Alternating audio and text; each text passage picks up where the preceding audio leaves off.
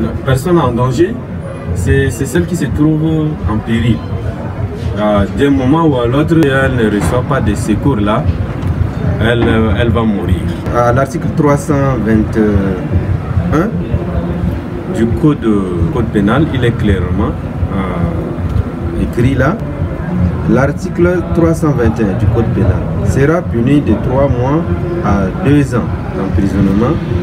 Quiconque s'abstient de porter à une personne en péril l'assistance que, sans risque pour lui ni pour les tiers, il pouvait lui prêter, soit par son action personnelle, soit en provoquant du secours, sera puni de la peine prévue à l'alinéa 1er ci-dessus.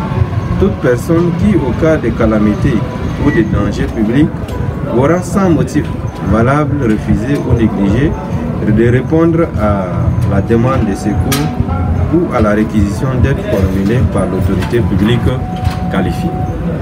Il résulte de cette loi à 2 observations.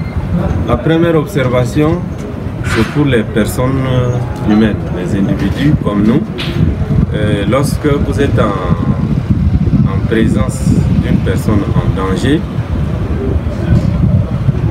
vous pouvez venir en aide à cette personne. Mais la loi dit qu'à condition que toi-même là, tu ne sois pas en danger, ni la tierce personne ne puisse pas être en danger. Ça, c'est l'alinéa 1er.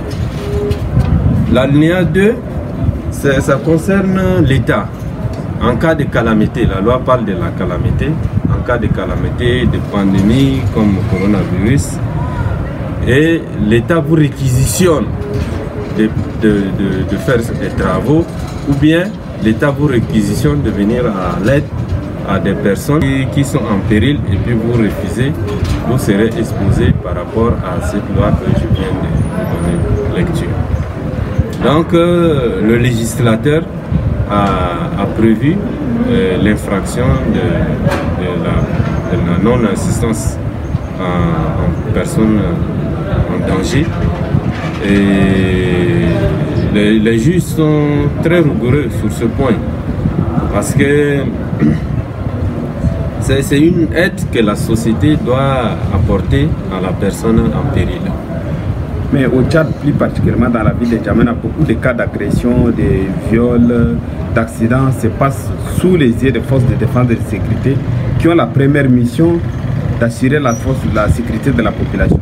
Mais ces gens-là préfèrent garder le silence face à des dangers comme ça. Alors, qu'est-ce qu'il faut faire étant victime face à cette situation? Oui, il y a une pratique qui s'est répandue dans la ville de Djamena.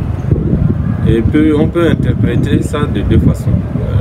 La première façon est que les personnes qui sont présentes au moment de danger, peut-être par ignorance, généralement c'est par ignorance, et ils ne savent pas qu'une telle obligation leur est demandée de l'exercer. Pour la petite histoire, moi j'étais en passage un jour au rond-point double voie. Un monsieur, un fou, voilà, et il s'en est pris aux passants. Il a pris la chaise des policiers, il poignait partout, sur les passants, les motocyclistes, ceux qui sont en voiture, même sur les gendarmes. Pour maîtriser cette personne, les gendarmes et les policiers l'ont roué de coups, avec Kalachnikov, avec les bâtons, tout ce qu'ils trouvaient, puisqu'il opposait résistance.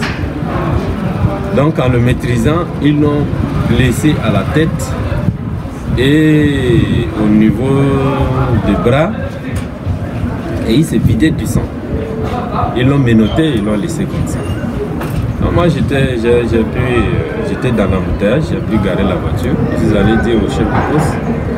Mais ça, moi j'ai assisté à la scène, ce qu'il a fait c'est pas bien, mais il faut venir à son secours, parce qu'il est en train de se vider de son sang et il risque de mourir si vous ne l'amenez pas à l'hôpital. Le chef de poste m'a compris, ils l'ont pris dans le véhicule, Ils l'ont amené au service des urgences, on l'a soigné et après ils l'ont confié au policier pour la suite de la procédure. Donc parfois les gens ils savent pas, c'est par ignorance. L'autre façon, c'est que c'est par méfiance. Par méfiance et c'est une mesure de prudence.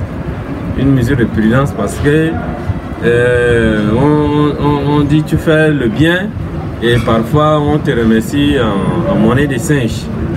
Ces personnes prudentes et méfiantes parce que généralement il y a des cas où on conduit les victimes à l'hôpital et c'est la personne qui a conduit la victime à l'hôpital là qui devient l'auteur. On l'accuse d'avoir fauché et beaucoup de cas comme ça s'en est suivi et c'est pourquoi les gens, les forces de l'ordre se méfient du risque qu'on les accuse. Mais en tout état de cause, s'il s'agit des forces, des personnes civiles, ça comprendrait cette méfiance, mais cette prudence.